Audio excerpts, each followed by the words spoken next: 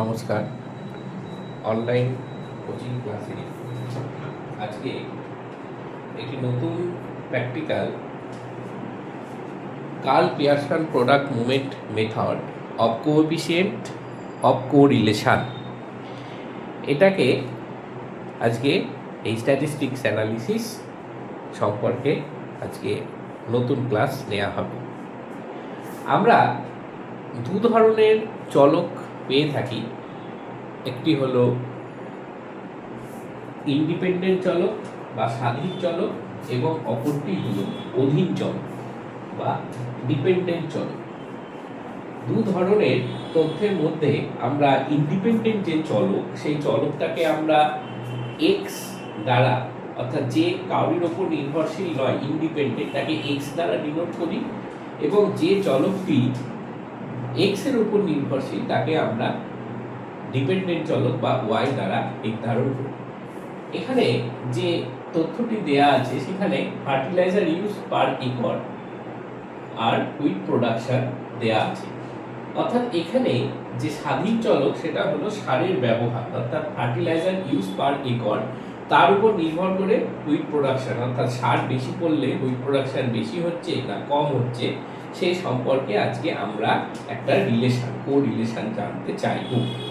তাহলে এখানে fertiliser use per acre, এটাকে আমরা, যেহেতু এটা স্বাধীন চলক, তাই এটাকে আমরা এক্স দ্বারা ডিনোট করব, এবং হুইট প্রোডাকশন অর্থাৎ সারের ব্যবহারের উপর গমের উৎপাদন বাড়ছে না কমছে এটা নির্ভরশীল হওয়ায় এটি যেহেতু ডিপেন্ডেন্ট ভ্যারিয়েবল, সেই জন্য এটাকে আমরা ওয়াই দ্বারা ডিনোট করব। তো আমি এখানে এক্স এবং ওয়াইটি প্রথমে লিখে নেওয়ার পর আমাকে এক্স ওয়াই নির্ধারণ করতে হবে, অর্থাৎ এক্স এর সাথে গুণ করতে হবে, অর্থাৎ 6 আর 8 × 6 48 এখানে লিখলাম। তারপরে এক্স স্কোয়ার অর্থাৎ এক্স এর স্কোয়ার 64 এবং ওয়াই স্কোয়ার 36, এইভাবে প্রত্যেকটা আগে করে নিতে হবে, নির্ণয় করে নিতে হবে। তারপরে এক্স ওয়াই, অর্থাৎ এক্স ওয়াই বলতে এক্স আর ওয়াই গুণ, অর্থাৎ 90 90 10 × 9 10 স্কোয়ার 100 9 স্কোয়ার 81। এইভাবে আপনাদের প্রত্যেকে প্রথমে এই টেবিলটাকে কমপ্লিট করে নিতে হবে। টেবিলে যেগুলো আছে যে fertiliser use per acre, wheat production, X Y, X square, Y square, আমাকে এক্স আর ওয়াই প্রথমে ধরে নিতে হবে, তারপরে এক্স ওয়াই নির্ধারণ করতে হবে, তারপরে এক্স স্কোয়ার এবং ওয়াই স্কোয়ার, এইভাবে করে নিয়ে প্রত্যেকটা কলামে আমার সামেশন করতে হবে, অর্থাৎ summation X, summation Y, summation X Y, summation X square, summation Y square নির্ধারণ করতে হবে। তাহলে এইভাবে আমরা এরপর 12 × 19 এইভাবে আমরা এটাকে গুণ করে নেব। গুণ করে নিয়ে আমরা এটিকে করতে থাকব।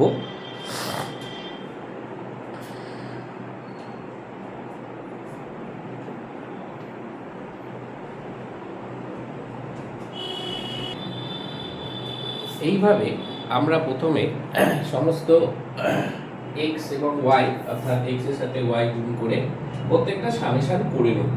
সামেশন যেটা হয়েছে, সামেশন এক্স আবার 181, summation Y 188, summation X Y 3922, summation X square 3803, summation Y square 4104। এই মানগুলো আমাদের সামেশন করে বেরিয়েছে, অর্থাৎ প্রথমে আমরা এক্স ওয়াই গুণ করে নিয়েছি এবং এক্স স্কোয়ার তারপর ওয়াই স্কোয়ার, প্রত্যেকটা ডেটা আমাকে এই কাজটা করার পর প্রত্যেকটা কলামে সামেশন করতে হয়েছে। আর একটা জিনিস এন, অর্থাৎ কতগুলো তথ্য আছে সেটা আমাকে এখানে দেখতে হবে, 1 2 3 4 5 6 7 8 9 10, অর্থাৎ এখানে n = 10, এই জিনিসটাও আমাকে এখানে লিখে রাখতে হবে। এরপর আমাকে যে কাজটা করতে হবে সেটা হচ্ছে যে আর এর যে ফর্মুলা, অর্থাৎ কার্ল পিয়ারসনের দুটো ফর্মুলা আছে, আমি প্রথম যে কোনো একটা ফর্মুলা দিয়ে করব। ফর্মুলাটা কি, summation X Y minus summation X into summation Y by N by root over summation X square minus summation X whole square by N into root over summation Y square minus summation Y তার whole square by N. এই হচ্ছে formula. আমাকে এই ফর্মুলায় অঙ্কটি করতে হবে। তো প্রথমে আমি মানগুলো বসাই, অর্থাৎ সামেশন এক্স ওয়াই এর মান 3922 মাইনাস সামেশন x এর মান হচ্ছে 181 ইনটু সামেশন y এর মান হচ্ছে 188, n এর মান 10। প্রথমে আমি মানগুলো বসাবো, এরপর root over summation x square এর মান 3803 মাইনাস সামেশন x এর 181 তার হোল স্কয়ার অর্থাৎ সামেশন x তার হোল স্কয়ার বাই 10, n এর মান 10 ইনটু সামেশন y স্কয়ারের মান এখানে আছে 4104 মাইনাস সামেশন y এর হোল স্কয়ার অর্থাৎ 188 এর হোল স্কয়ার 188 এর হোল স্কয়ার বাই 10। এইভাবে প্রথমে আমাকে মানগুলোকে লিখে নিতে হবে। মান লিখে নেওয়ার পর আমরা এটার ক্যালকুলেশন শুরু করব। তাহলে এরপর কি হবে, পরের লাইনে আমি 3922 মাইনাস 181 বাই 10, এটা আমার 10 দিয়ে ভাগ করলে হচ্ছে 181 ইন্টু 188 34028, হ্যাঁ বাই 10 ভাগ 10 একবারে আমি করে দিলাম, তাহলে 3402.8 3402.8। নিচের লাইনে root over 3803 minus 181 square 1 square আসছে 32761 ভাগ 10 একবারে করে দিই 3276.1 আসছে। তাহলে এখানে লিখলাম 3276.1 ইন্টু 4104 মাইনাস 188 হোল স্কয়ার ভাগ 10 3534.4 3534.4 ইকুয়াল টু পরের লাইনে যাই, এটাকে বাদ দেবো 3922 মাইনাস 3402.8 আসছে 519.2। তাহলে আমি এখানে লিখলাম 519.2। পরের লাইনে যেটা আসছে এটাকে বিয়োগ করি, বিয়োগ করলে আসছে কত 3803 মাইনাস 3276.1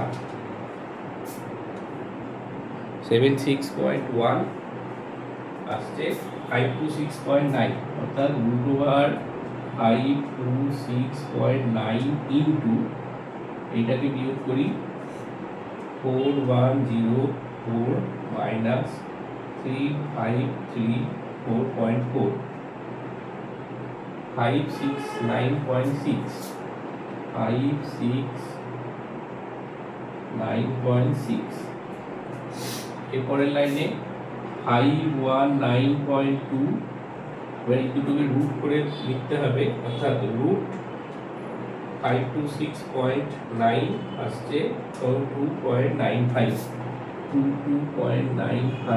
ইন্টু রুট 569.6 23.87 পরের লাইনে 519.2 বাই তাহলে 22.95 ইন্টু 23.87 547.81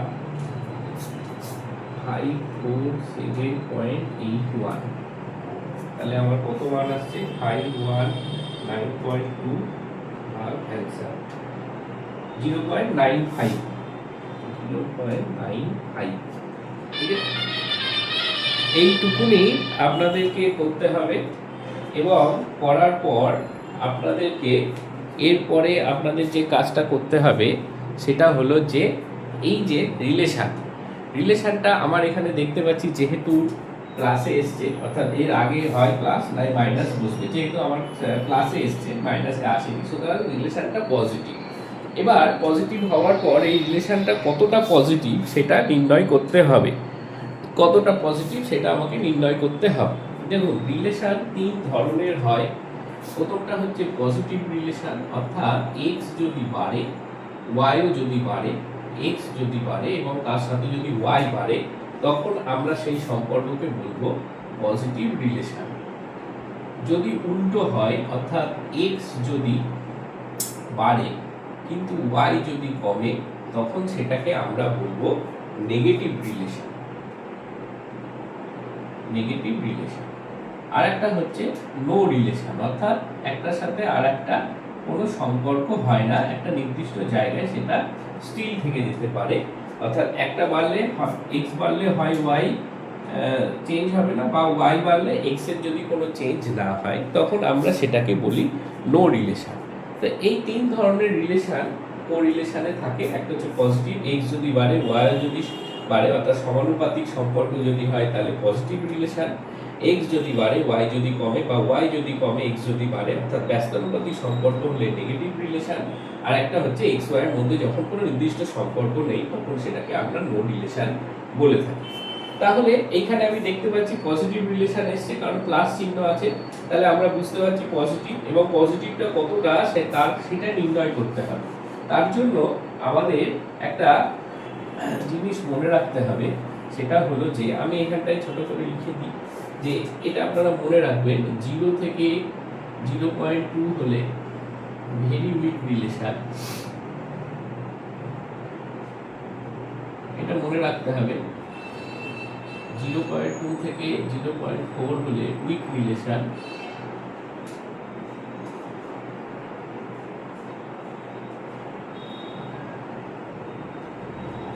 আবার এইভাবে আপনারা রিলেশনগুলো, তাহলে 0 থেকে 0.2 হলে উইক রিলেশন, উইক মানে WEAK, উইক রিলেশন আমি WEAK লিখে ফেলেছিলাম। 0.2 থেকে 0.4 হলে উইক রিলেশন। 0.4 থেকে 0.6 হলে মডারেট রিলেশন। Moderate relation. 0.6 থেকে 0.8 হলে স্ট্রং রিলেশন।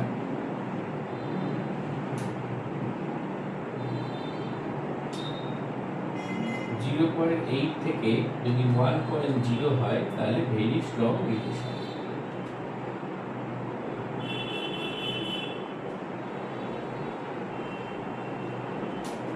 এই হলো। তাহলে আমাদের এই বিষয়টাকে একটু মাথায় রাখতে হবে যে রিলেশনে কত ভ্যালু আসলে কি হতে পারে। তাহলে 0.95 আমরা দেখতে পাচ্ছি এটা এইখানে আছে, 0.8 থেকে 1.0 এর মধ্যে। তাহলে আমরা এখানে অ্যানসারটা এবার লিখব। The relationship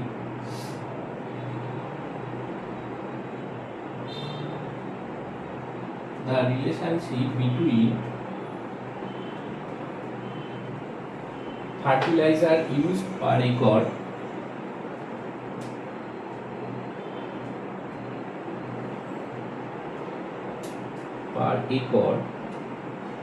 and wheat production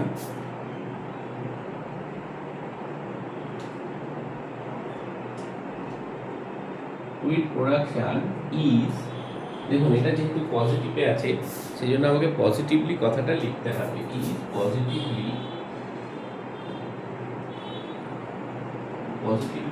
very strong. কারণ আমার ভেরি স্ট্রং রিলেশনের মধ্যে এটা এসছে, এটাকে মনে রাখতে হবে। ভেরি স্ট্রং অর্থাৎ 0.95টা এর মধ্যে পড়ে, সেই জন্য এটাকে আমরা ভেরি স্ট্রং রিলেশন লিখবো। যদি নেগেটিভে আসতো তাহলে আমরা কি করতাম, শুধু পজিটিভের জায়গায় নেগেটিভলি ভেরি স্ট্রং। যদি -0.95 আসতো তাহলে নেগেটিভলি ভেরি স্ট্রং লিখতাম। যেহেতু এটা প্লাসে এসছে সেজন্য আমরা এখানে পজিটিভলি ভেরি স্ট্রং লিখলাম। তাহলে 0 থেকে 0.2 ভেরি উইক রিলেশন, 0.2 থেকে 0.4 উইক, এইটাকে আপনাদের মনে রাখতে হবে। এবং যা অ্যান্সার বেরোবে এই অঙ্কটার, সেটাকে আপনারা শুধু অ্যান্সারটা এক লাইনে লিখে দিলেই হবে যে এটা স্ট্রং রিলেশন না উইক রিলেশন। এই হলো Karl Pearson product movement method of coefficient and correlation. এটা একটা ফর্মুলা। এখানে এছাড়াও ওনার আর একটি সেম ফর্মুলাও আছে, দুটোরই অ্যান্সার সেম বেরোয়।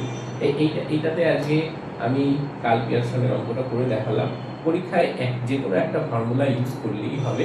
আজকে অনলাইন কোচিং ক্লাস এই পর্যন্তই। এটা একটা নতুন স্ট্যাটিস্টিক্যাল অ্যানালিসিস। পরবর্তীকালে আমি আবার নতুন আরেকটি প্র্যাকটিক্যাল নিয়ে উপস্থিত। অসংখ্য ধন্যবাদ সবাইকে। নমস্কার।